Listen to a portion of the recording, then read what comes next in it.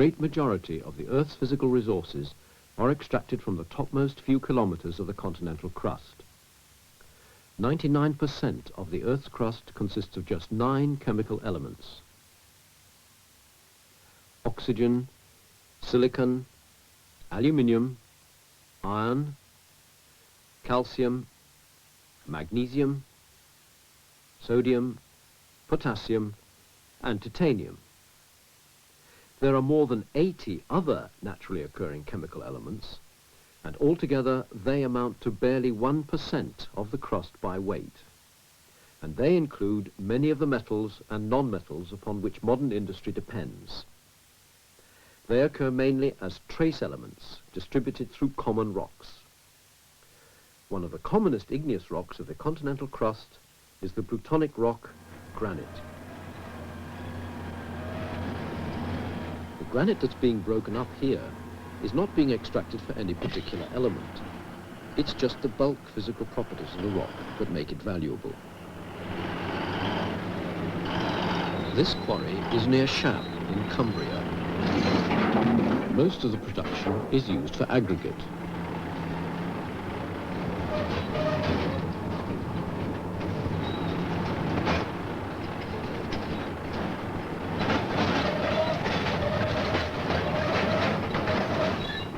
The rock is crushed and then screened,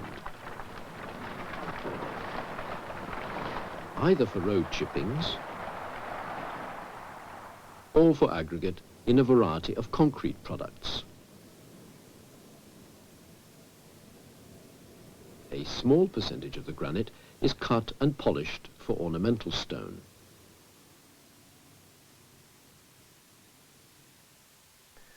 The Shap granite's a distinctive rock. You can see it used as a facing stone on buildings all over Britain. The large pink feldspar crystals are set in a coarsely crystalline ground mass in which you can see white feldspar, glassy grey quartz and shiny black biotite mica. The chemical composition of this rock isn't a lot different from that of the continental crust. Just 9 chemical elements make up around 99% of the total. The remaining 1% or so is mostly trace elements, and they include a number of industrially important metals. But the concentration, the grade of a rock like this is far too low for extraction and processing to be an economic proposition. And that applies to the great majority of common rocks. And it's why this rock is quarried only for its bulk physical properties. But the processes of the rock cycle which form common rocks can also act to concentrate useful chemical elements up to economic grades. A useful starting point for looking at the rock cycle is granite itself. Granites are plutonic, intrusive, igneous rocks. They're emplaced within the crust at high temperatures and pressures, and they only reach the surface long after they've cooled, or when the overlying rocks have been removed by erosion. Now, at the granite quarry, you can see a number of vertical cracks in the rock. They're called joints. They probably formed mainly after the granite cooled and contracted.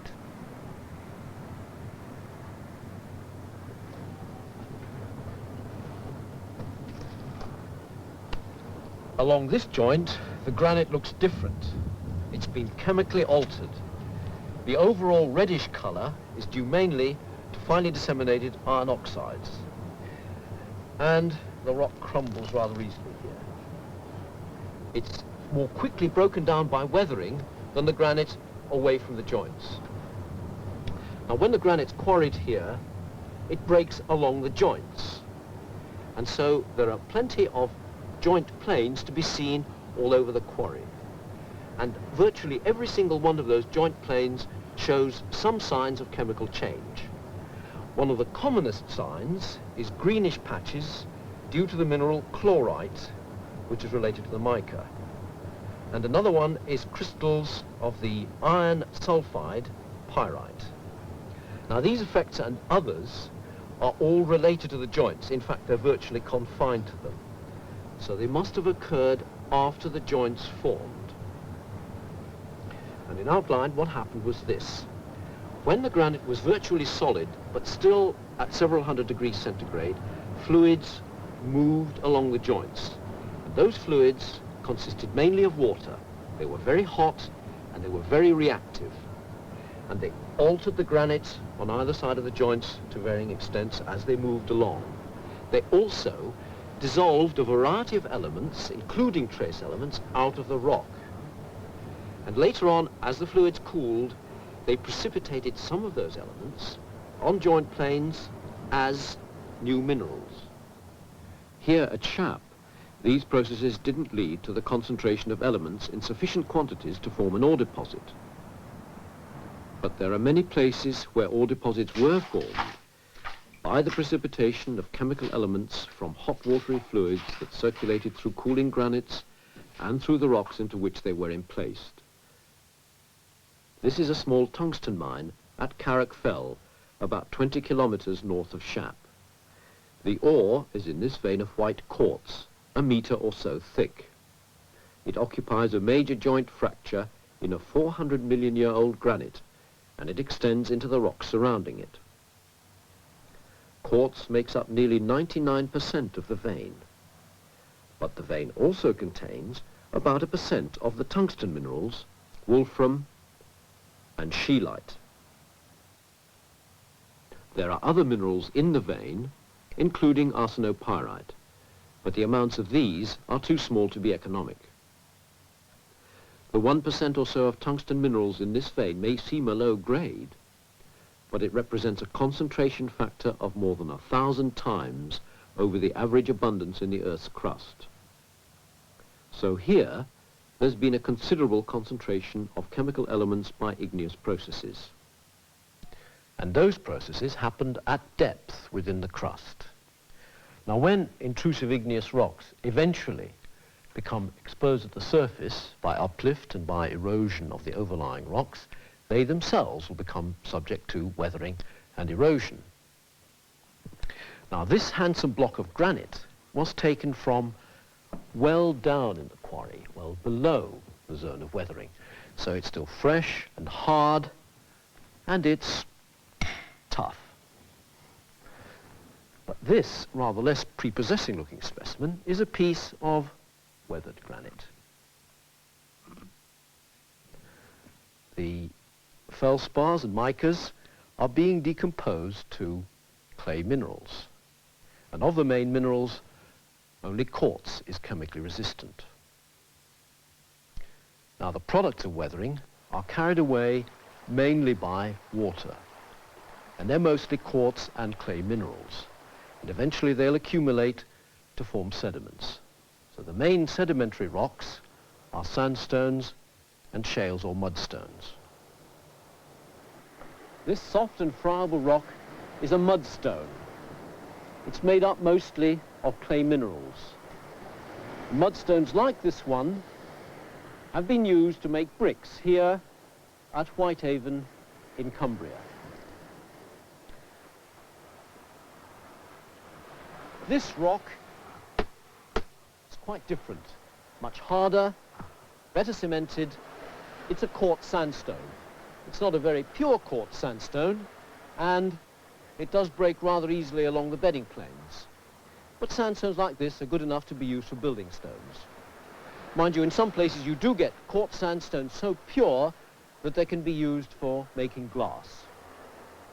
So even in these two very common sedimentary rocks, there's been some separation and concentration of elements. And between these two layers, there's another example of element concentration.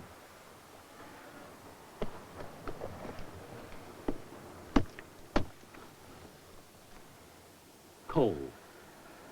Coal seams can contain up to 95% of carbon. Although, mind you, in this coal, there's nothing like so much. And this seam is rather a thin one. But only a few hundred meters beneath me, there are thicker seams of better quality which are being mined at the present time. And in some parts of the world, you can find coal seams that are many, many meters thick. And where they occur near the surface, they can be mined very easily and economically. Coal-forming swamps are rare on Earth today. This is the Okefenokee swamp in the USA. Here, biological processes help to concentrate carbon in the rock cycle. In the coal itself, there's not many traces of the original vegetation, and that's because the vegetation has been so compressed and it's been subjected to a variety of biochemical and chemical reactions. There's evidence of other chemical processes here too. These thin and irregular layers are ironstone, mainly iron carbonate. As the sediments were compressed and compacted, water was squeezed out of them. The water moved through the sediments, dissolving iron that was dispersed within them, and that iron was subsequently precipitated in concentrated form as iron carbonate, forming thin layers and nodules parallel to the bedding. In some of Britain's coal fields, ironstones like these are much thicker and more extensive, and they were a valuable source of iron ore during the Industrial Revolution. Now, resources that occur in layers that are more or less horizontal present, in principle, a fairly easy problem in respect of mining. You just follow the layers along and dig them out. But in practice, it's not quite so easy. For instance, if we follow this coal seam along, it grades into black shale. The layers aren't continuous. They can thin out or lens out, or they can grade into other rocks. And when you've got resources in this sort of setting, it's a good idea to know the conditions under which they were deposited, so that maybe you get a better chance of being able to predict the direction in which the layers are likely to get thinner or thicker. But there's another and rather more abrupt way of breaking the continuity of layers, and that's by faulting. The relative displacement on this fault is down to the left by at least 3 or 4 meters. That's more than enough to halt production in a modern coal mine. The sediments in these cliffs were deposited more than 300 million years ago. Now they're exposed to weathering and erosion. They're being broken down for further redistribution within the rock cycle.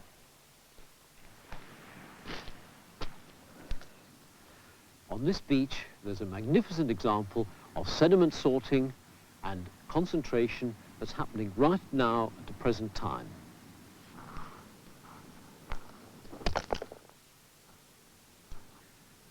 Coal is light. Its density isn't much greater than that of water, and so the coal fragments tend to accumulate, to concentrate along the high water mark.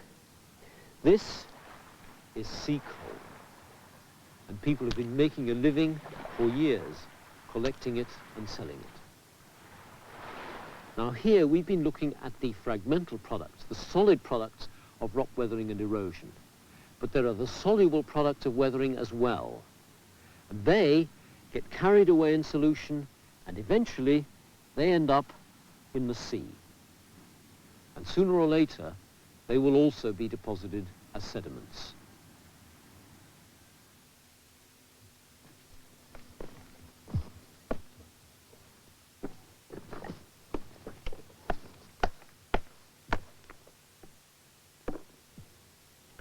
A couple of 100 million years ago, the evaporation of seawater under very hot climatic conditions produced a considerable concentration of chemical elements.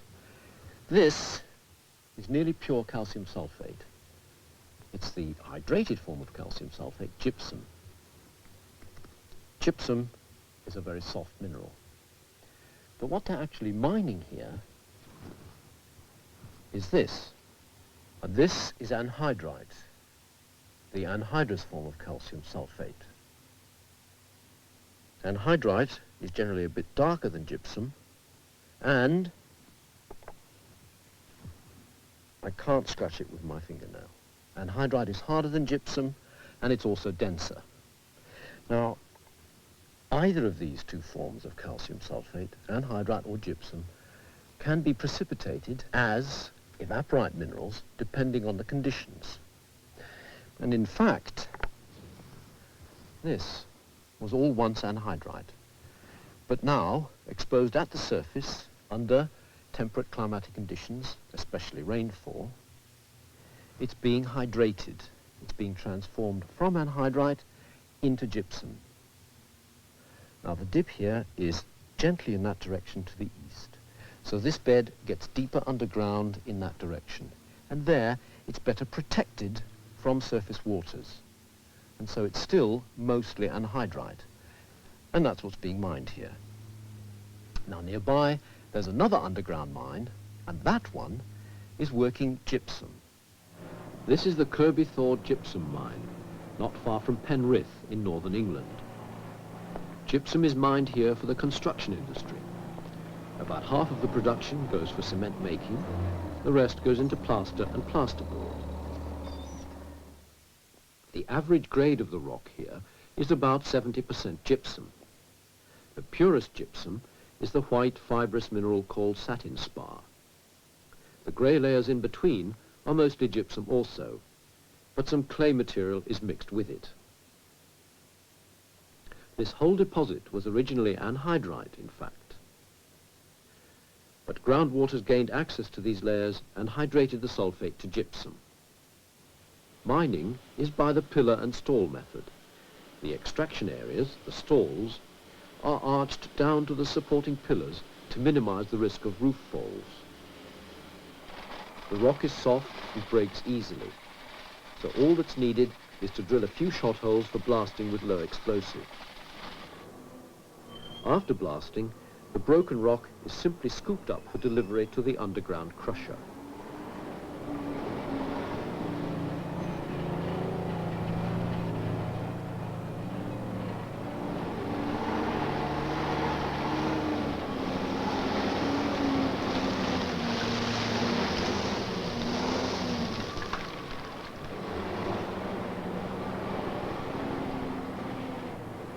The rock requires a minimum of crushing before leaving the mine.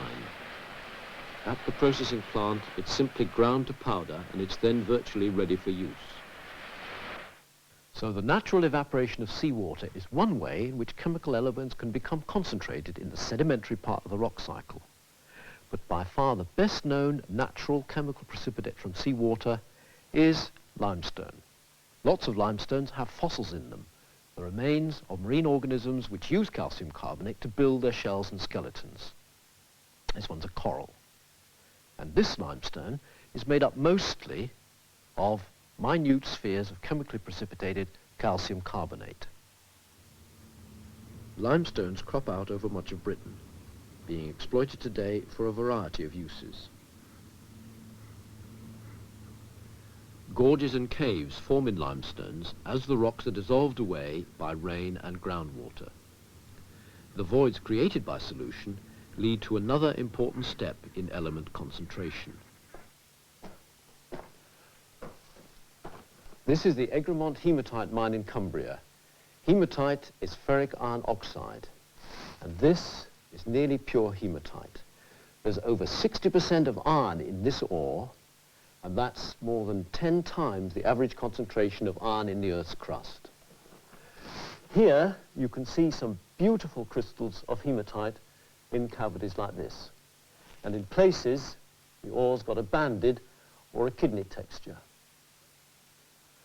Now above me here is limestone, massive, compact limestone.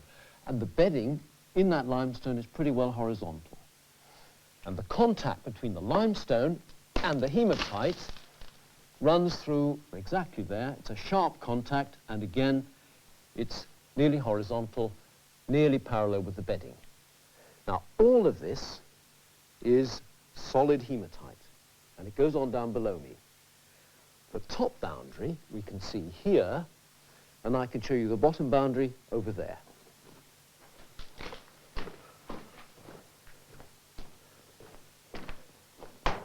This is all solid hematite here, and here it is again. And this is limestone.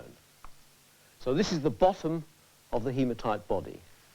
And the boundary is a sharp one, and it's not very far off horizontal, gently inclined in that direction, which is not very far off the bedding of the limestone. It's difficult to see here, but that's inclined gently in that direction as well. Now what's happened here is that a large mass of limestone has been dissolved away and replaced with hematites. And that replacement has happened more or less parallel with the bedding. Now just here, the geological relationships are reasonably easy to see, but this is only a very small part of the mine.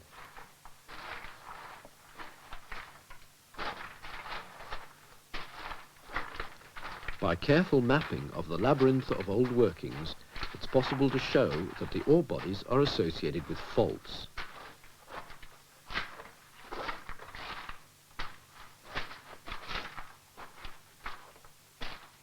But they are irregular in shape, and the true nature of the mineralization is still uncertain. The relationship between mineralization and limestones is much clearer here, at the Silver Band mine near Appleby.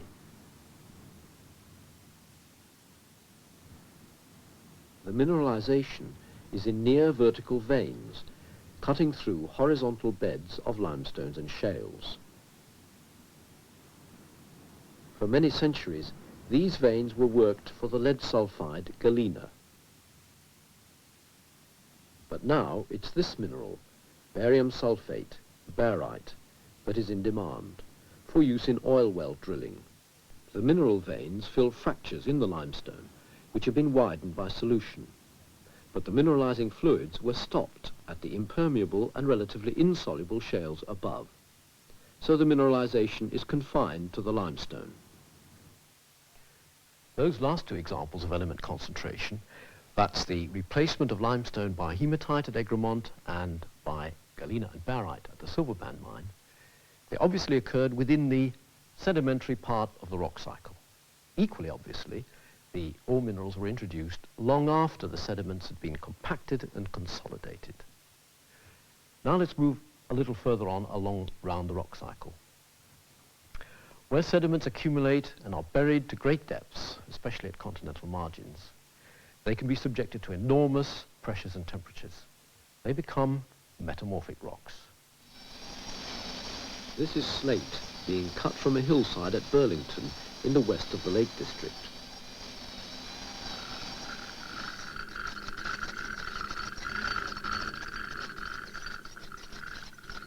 Once these were soft muds deposited in an ancient ocean. Burial has resulted in a hard rock with a new layering, slaty cleavage. The planes of cleavage enable the rock to be split to make the familiar roofing slate. The pressures caused by the burial of the original muddy sediments produce recrystallization and an alignment of minute mica crystals to give this useful slaty cleavage. Now, with higher pressures and temperatures of metamorphism, recrystallization produces coarser-grained rocks. This mica-rich rock with lots of little folds in it is a schist.